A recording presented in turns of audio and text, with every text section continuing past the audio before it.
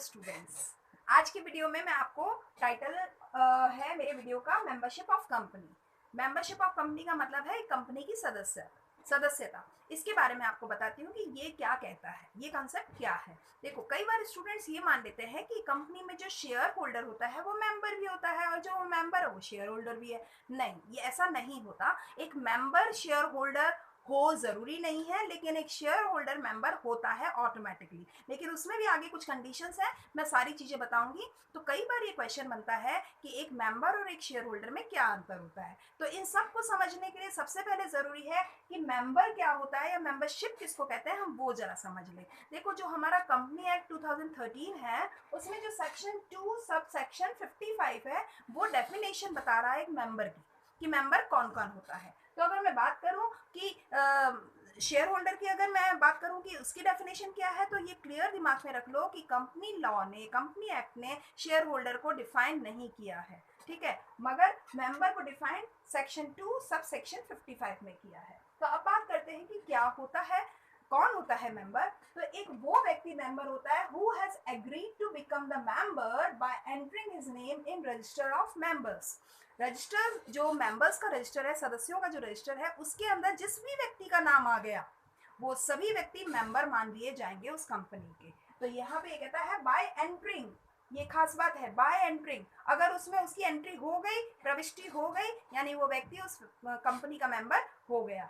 अब आगे की बात करते हैं। जो सेक्शन 41 है वो ये बताता है कि 3 तरीके हो सकते हैं किसी भी व्यक्ति के मेंबर बनने के लिए। तो देखो, एक तो वो लोग जो अगर किसी भी कंपनी के जो एमओए है, मेमोरेंडम ऑफ एसोसिएशन, उस पर अगर उन्होंने सब्सक्राइब कर दिया या सिग्नेचर कर दिया या रजिस्ट्रेशन करवा लिया, तो वो सभी लोग उस कंपनी के मेंबर बन गए। पहला तरीका, by the subscriber of MOA of company deemed to have agreed to become a member। तो ये माना जाता है कि जिन लोगों ने MOA पे साइन किया है वो सभी लोग मान लिए गए हैं कि ये कंपनी के सदस्य के रूप में अपनी स्वीकृति देते हैं, अपनी कंसेंट देते हैं। एक दूसरी बात, every person who agree in writing to become member. दूसरी बात ये कह दी कि जिस व्यक्ति ने अपनी राइटिंग में ये कह दिया कि मैं इस कंपनी का मेंबर बनना चाहता हूं, तो वो राइटिंग होने की वजह से वो एक कॉन्ट्रैक्ट बन गया और वो उस कॉन्ट्रैक्ट में एंटर कर गया, तो भी मान लिया गया कि वो व्यक्ति इस कंपनी का मेंबर बन गया। तीसरा, whose name in register of member, जिसका नाम रजिस्टर में आ गया, जो सदस्यों का रजिस्टर है उसमें आ गया, वो भी एक व्यक्ति मेंबर बन गया। तो ठीक है, यहाँ तक हमने बात समझ ली। अब बात करते हैं कौन कौन लोग मेंबर बन सकते हैं। तो बहुत सारे लोग हैं जो मेंबर बन सकते हैं, इसमें हम वन बाय वन समझते हैं। पहला ही पॉइंट है माइनर। क्या एक अवयस्क व्यक्ति किसी कंपनी में मेंबर बन सकता है? देखो, वैसे तो अपन ये कहते हैं कि मेंबरशिप जो होती है वो एक कॉन्ट्रैक्ट है, और एक कॉन्ट्रैक्ट के जो कॉन्ट्रैक्चुअल कैपेसिटी की बात करें तो minor has no contractual capacity, यानी एक अवयस्क व्यक्ति कॉन्ट्रैक्ट नहीं कर सकता, अनुबंध नहीं कर सकता। लेकिन जहां मेंबरशिप की बात आ रही है, तो अगर on the support of guardian, अगर वो अपने संरक्षक के थ्रू उस कंपनी में मेंबर बनना चाहता है और उस कंपनी के एमओए में इस तरह की व्यवस्था हुई, तो वो व्यक्ति भी उसमें मेंबर बन सकता है। हाँ, जब वो मेजर बन जाएगा तो उसके ऊपर उसकी इच्छा रहेगी कि वो इस मेंबरशिप को कंटिन्यू करता है या नहीं करता है। करता है तो ठीक बात है, नहीं करता है तो वो अपनी राइटिंग में लिख के दे सकता है कि मैं इसमें कंपनी में मेंबरशिप नहीं चाहता हूँ, इसे मुझे हटा दिया जाए।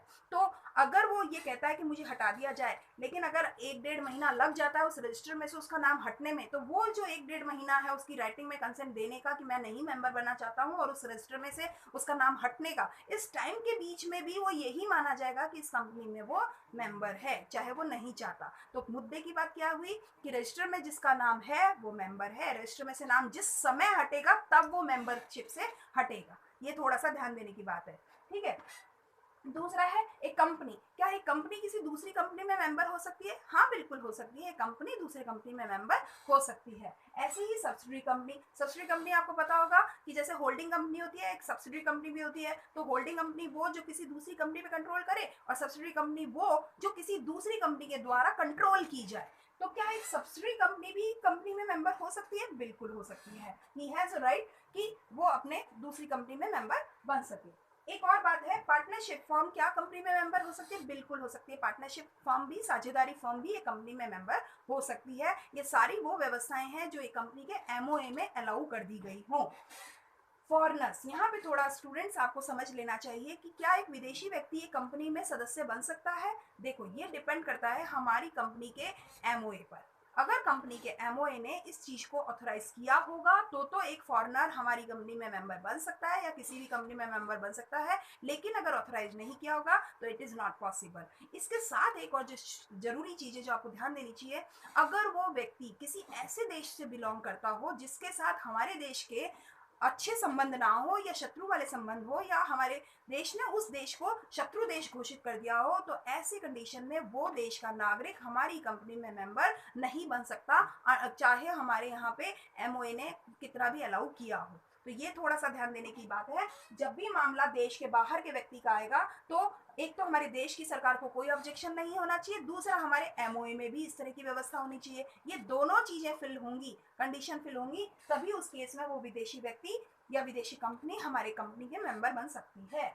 एक आता है फिक्शिशियस मेंबर पर्सन, जो काल्पनिक व्यक्ति हैं, क्या वो कंपनी में मेंबर बन सकते हैं? हाँ, बिल्कुल बन सकते हैं। काल्पनिक व्यक्ति भी हमारी कंपनी में मेंबर बन सकते हैं, सिर्फ एक ही कंडीशन कि हमारा एमओ इस चीज को अलाउ करता हो। आपको कंपनी लॉ में एक चीज हमेशा ध्यान रखनी है कि कंपनी एक्ट जो भी कह रहा है उसके साथ साथ हमारे एमओए ने इस तरह की व्यवस्थाएं दी है या नहीं दी है। कंपनी एक्ट कई जगह पे साइलेंट है, लेकिन एमओए हर जगह बोलता है। तो एमओए को जो लैंग्वेज दी गई है वो उस कंपनी के प्रमोटर्स के द्वारा दी गई है, तो बहुत सोच समझ कर बनाया गया डॉक्यूमेंट होता है ना। इसीलिए हर चीज में आपको ये ध्यान देना है कि अगर एमओए में कोई चीज की व्यवस्था है तो ही वो सारी चीजें लीगल या जस्टिफाइड मानी जाएंगी। अब आगे की बात करते हैं, कौन कौन से तरीके होते हैं किसी भी कंपनी में मेंबरशिप को एक्वायर करने के। हाँ, यानी हम अगर कंपनी में मेंबरशिप चाहते हैं तो कौन कौन से तरीके हो सकते हैं? बहुत सारे तरीके हो सकते हैं। देखो, इन जनरल समझ लो। सबसे पहले अपन ने बात करी थी कि अगर एक एमओए में सब्सक्राइब कर दे कोई व्यक्ति तो वो मेंबर बन जाता है, यानी साइन कर दे उसको।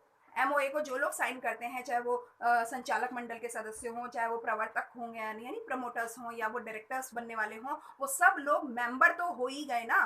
तो एक मेंबर वो होता है जो कलेक्टिवली ओनर होता है एक्चुअली इस कंपनी का, ये ध्यान देना। तो हम ये कहेंगे कि अगर मेथड की बात करेंगे तो जो पहला मेथड है, सबसे पहला मेथड है, एमओए को सब्सक्राइब करने वाला हर व्यक्ति उस कंपनी का मेंबर माना जाएगा। ठीक बात है। अब आगे बढ़ते हैं।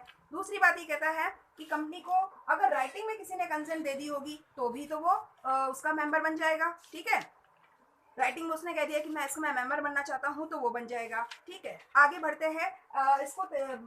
अगर किसी व्यक्ति ने अपना शेयर ट्रांसफर किया हो तो जिसको ट्रांसफर किया है वो भी तो मेंबर बन जाएगा। जिस दिन उस रजिस्टर में उसका नाम ऐड हो गया उस दिन से ही वो व्यक्ति मेंबर मान लिया जाएगा। ऐसे ही दूसरी चीजें आ जाएंगी कि किस किस और तरीके से हो सकता है। अगर इक्विटी शेयर उसने अर्न कर लिए हो, योग्यता अंश खरीद लिए हो, तो भी वो व्यक्ति उस कंपनी का मेंबर बन जाएगा। एक चीज आपको ध्यान रखनी है कि जो शेयर होल्डर होता है, यानी कंपनी ने जब शेयर कैपिटल इशू की होगी तो जो शेयर होल्डर है जिसने उसमें शेयर में पैसा लगाया है, वो व्यक्ति जो शेयर होल्डर है वो उसका मेंबर बन जाता है। लेकिन हर मेंबर शेयर होल्डर हो ये जरूरी नहीं है, क्योंकि शेयर होल्डर होने के लिए तो कंपनी का शेयर कैपिटल इश्यू करना बहुत ज्यादा जरूरी है।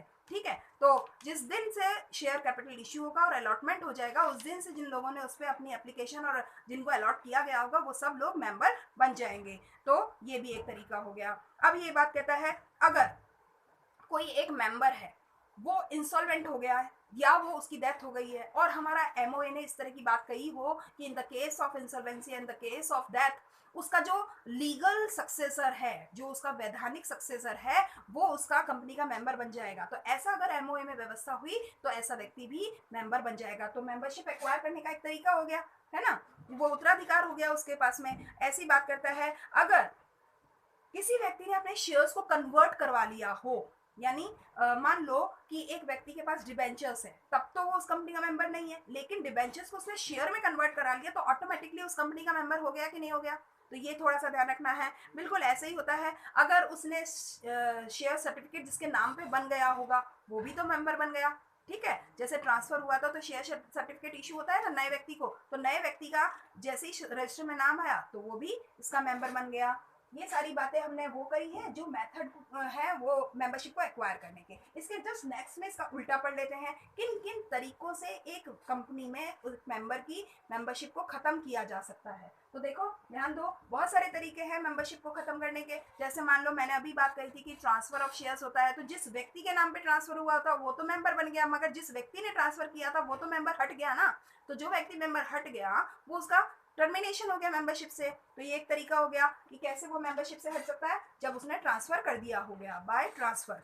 ऐसे ही वो कहता है अगर कोई कॉन्ट्रैक्ट कैंसिल कर दिया जाए, यानी मैं कहूँ कि मैं इस कंपनी में मेंबर, जब राइटिंग में कहा था कि मैं मेंबर बनना चाहती हूँ तो मेंबर बन गई। अगर मैं राइटिंग में I just don't want to become any more in the company as a member, तो वो जब अगर मैंने लिखित में दे दिया और उन्होंने उस पर कंसेंट दे दी, तो इसका मतलब मैं टर्मिनेट करवा रही हूँ अपनी मेंबरशिप को। तो ये भी एक तरीका हो गया।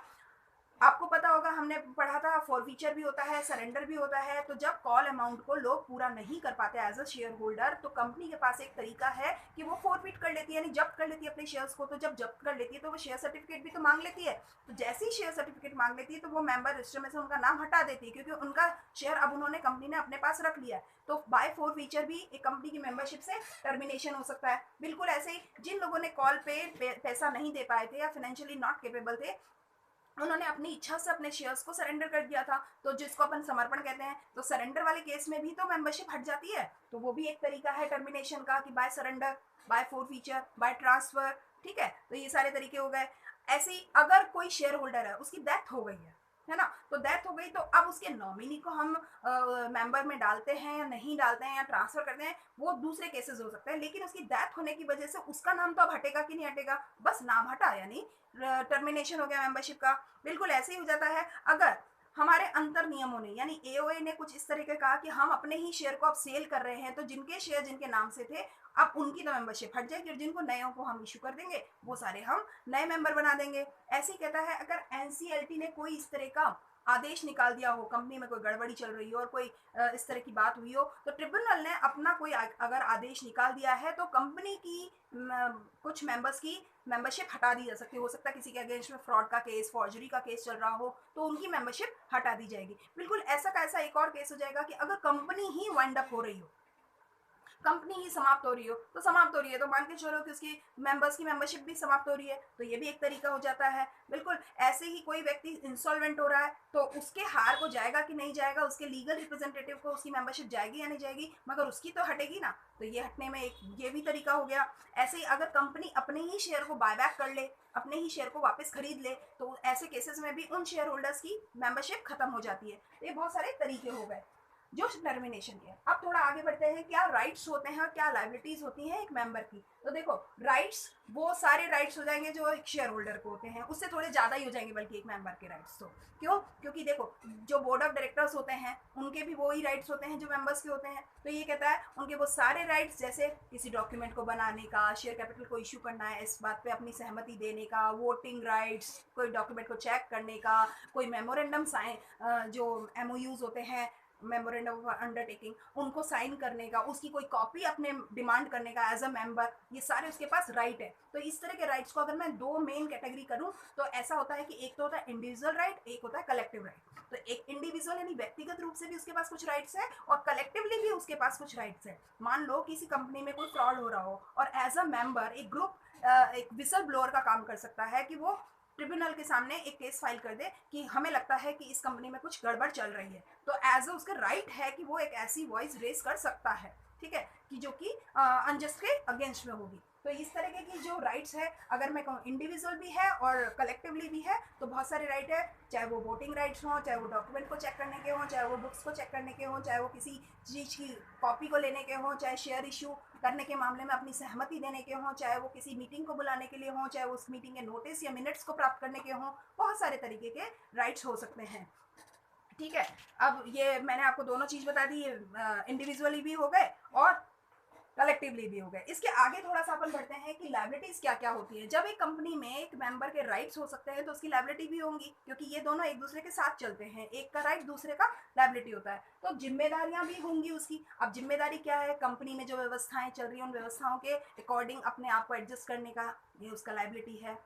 अगर डिविडेंड कोई शेयर में उसने पैसा लगा रखा है तो उस पर जो कॉल मांग की जा रही है उस पर टाइमली अपना पैसा पे करने का, ठीक है, ये भी तो उसका एक जिम्मेदारी है। ऐसे ही कोई चीज़ में मीटिंग में है पार्टिसिपेशन करने का, उसमें तरीके से बात को आगे रखने का, ये सारी एक जिम्मेदारियां हैं उसको जो निभानी चाहिए, है ना। तो ये इससे उसकी हो गई कि कौन कौन से दायित्व होते हैं, चाहे वो अंशों के मूल्य का उसको पे करना वो हो, चाहे अलॉट जो हुए हैं उसके पास शेयर उनको वो ले।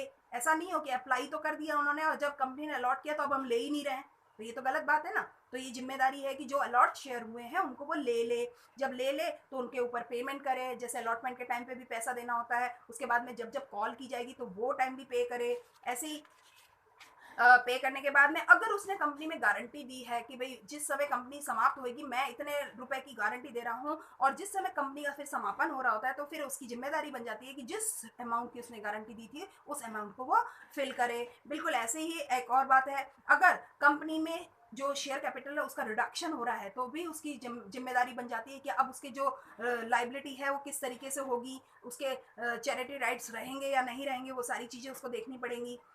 ऐसे ही वो कहता है अगर उसके दायित्वों में वृद्धि की जा रही है, मान लो सब सदस्यों की कंसेंट है और उसके दायित्वों में कोई वृद्धि की जा रही है तो फिर उसे अपने दायित्वों में वृद्धि पे अगर उसने सहमति दे दी है तो फिर उसके अकॉर्डिंग उसे अपना काम संभालना होगा, फिर वो डिनाई नहीं कर सकता है। ऐसे ही एमओए और ए में जो भी व्यवस्थाएं हैं वो उसको फॉलो करेगा। एक अगर अनलिमिटेड लाइबिलिटी है उसकी तो उसको भी वो उस तरह से जिम्मेदारी से निभाएगा। इस तरह से बहुत सारी, अगर फ्रॉड हो जाए या कोई गड़बड़ी हो जाए तो जो ट्रिब्यूनल है या जो कोर्ट है उसके अगेंस्ट में कोई इंक्वायरी कर रहा है तो उसमें वो सहयोग देगा। आपने पढ़ा होगा कॉन्ट्रैक्ट एक्ट में कि हम जुडिशियली जितनी भी कार्यवाही होती हैं उनमें हम कोई भी दखल अंदाजी करते हैं तो खिलाफत मानी जाती है। तो ये एक जिम्मेदारी होती है एज अ सिविल पर्सन कि हम किसी भी जो वैधानिक कार्यवाही है उसमें कोई भी इंटरप्शन ना बने, ठीक है। इस तरह की बहुत सारी चीज़ें हैं जो उसे अपनी दायित्वों में निभानी होंगी। तो इस तरह से मैंने आपको मेंबरशिप के बारे में सारा बताया। एक मेंबर, कंपनी का जो मेंबर होता है वो कौन कौन हो सकता है, उसके कौन से तरीके हैं जिससे वो मेंबर बन सकता है, वो कौन से तरीके हैं जिनसे वो मेंबरशिप हट सकती है, उसके राइट्स क्या, उसके लाइबिलिटीज़ क्या। इसके साथ में बेटा बच्चों एक चीज़ रहती है कि जो शेयर होल्डर है वो और मेंबर में क्या डिफरेंस होता है। तो आपके पास जो भी स्टडी मटेरियल होगा उसमें ज़रूर कहीं ना कहीं 2-5 पॉइंट मिलेंगे आपको जो शेयर होल्डर और मेंबर के बीच के डिफरेंस को बताते हैं। तो मैं आपको एक सजेशन देना चाहूँगी कि जब भी आप मेंबरशिप पढ़ो शेयर होल्डर के और मेंबर के दोनों के डिफरेंस को भी साथ के साथ लेके चलो। तो जैसे मैंने बीच बीच में बताती भी गई हूँ कि क्या क्या चीज़ें होती है, क्योंकि शेयर होल्डर मेंबर बन जाता है पर मेंबर जरूरी नहीं है कि शेयर होल्डर हो। ऐसे ही मेंबर को तो डिफाइन किया है कंपनी एक्ट ने, लेकिन शेयर होल्डर को डिफाइन नहीं किया है। तो इस तरह की बहुत सारी चीज़ें हैं। मिनिमम नंबर ऑफ मेंबर्स तो हो सकता है, minimum number of share holder नहीं है कहीं भी मेंशन। तो ये 2-4 पॉइंट्स मैं आपको ऐसे ही बता दे रही हूँ जो इसके बारे में डिफरेंस को क्लियर करते हैं। तो आपको ये चीज़ें पढ़ लेनी चाहिए और एक अच्छा टॉपिक तैयार करना चाहिए, एक अच्छा आंसर लिख सकने की स्थिति में आप बन जाएंगे। ठीक है, आज के लिए इतना ही। Thank you for watching my video. Thank you.